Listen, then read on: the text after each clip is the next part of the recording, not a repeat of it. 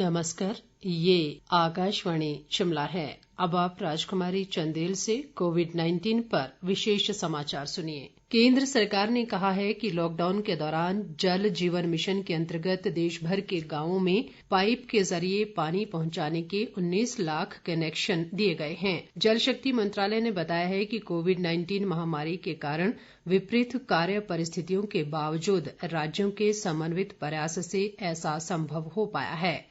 इस मिशन का उद्देश्य वर्ष 2024 तक प्रत्येक ग्रामीण परिवार में प्रति व्यक्ति प्रतिदिन 55 लीटर पेयजल उपलब्ध कराना है।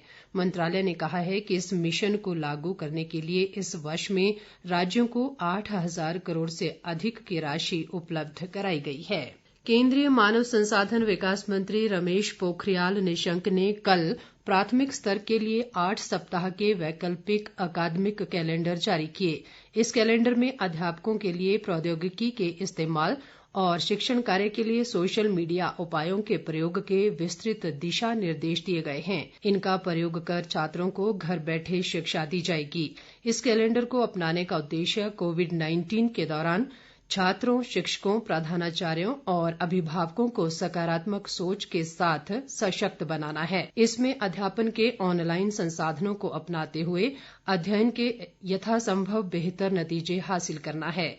इस अवसर पर पोखरियाल ने कहा कि अध्यापक दिए गए दिशा निर्देशों के तहत कई प्रौद्योगिकी पहल को अपनाते हुए दिलचस्प तरीके से छात्रों को शिक्षित कर सकेंगे। इस तकनीक से अभिभावकों और अध्यापकों को घर में रहते हुए सहजता महसूस होगी। देश में कोरोना मरीजों की स्वस्थ होने की दर बढ़कर 60.72% हो गई है और अब तक 3,79,892 कोरोना मरीज उपचार के बाद स्वस्थ हो चुके हैं। मौजूदा समय में देश में 2,27,439 कोरोना पॉजिटिव अस्पतालों में उपचाराधीन हैं। स्वास्थ्य व परिवार कल्याण मंत्रालय से प्राप्त जानकारी के अनुसार देश में कुल कोरोना संक्रमितों की संख्या 6,25,544 हो गई है। प्रदेश में कोरोना वायरस के मरीजों की संख्या बढ़कर 1,014 हो गई है। मौजूदा समय में 359 कोरोना पॉजिटिव विभिन्न अस्पतालों में उपचाराधीन हैं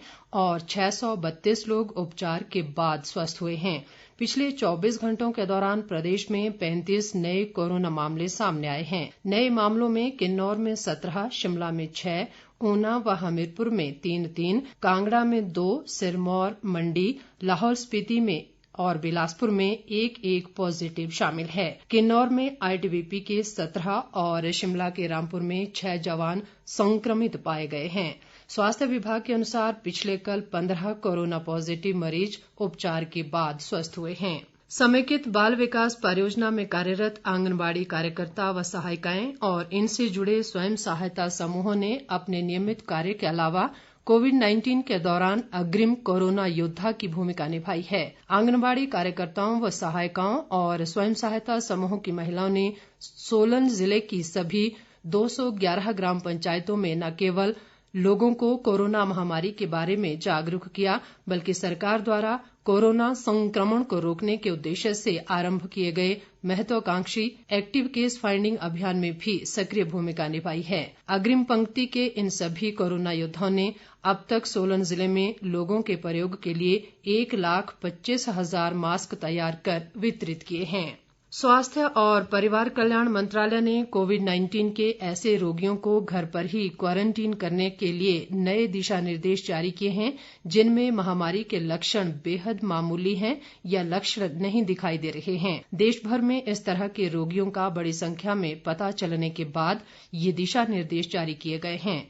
संशोधित दिशा निर्देशों के अनुसार ऐसे कोरोना संक्रमित रोगी जिनमें चिकित्सक ने रोग के लक्षण बेहद मामूली होने या संक्रमण के बावजूद लक्षण नहीं दिखाई देने की पुष्टि की है अपने घर पर ही क्वारंटीन में रह सकते हैं। मंत्रालय ने कहा है कि ऐसे रोगियों के घर में स्वयं को अलग रखने की सुविधाएं होनी चाहिए। मंत्रालय ने ये भी कहा है कि HIV, कैंसर और अंग प्रतिरोपण वाले मामलों में घर पर क्वारंटीन की मंजूरी नहीं होगी। 60 वर्ष से अधिक बुजुर्ग रोगी और गंभीर बीमारियों वाले कोविड रोगियों का इलाज कर रहे डॉक्टरों द्वारा उचित जांच के बाद ही घर पर क्वारंटीन की अनुमति दी जाएगी। इसके साथ ही ये समाचार बुलेटिन समाप्त हुआ। नमस्कार।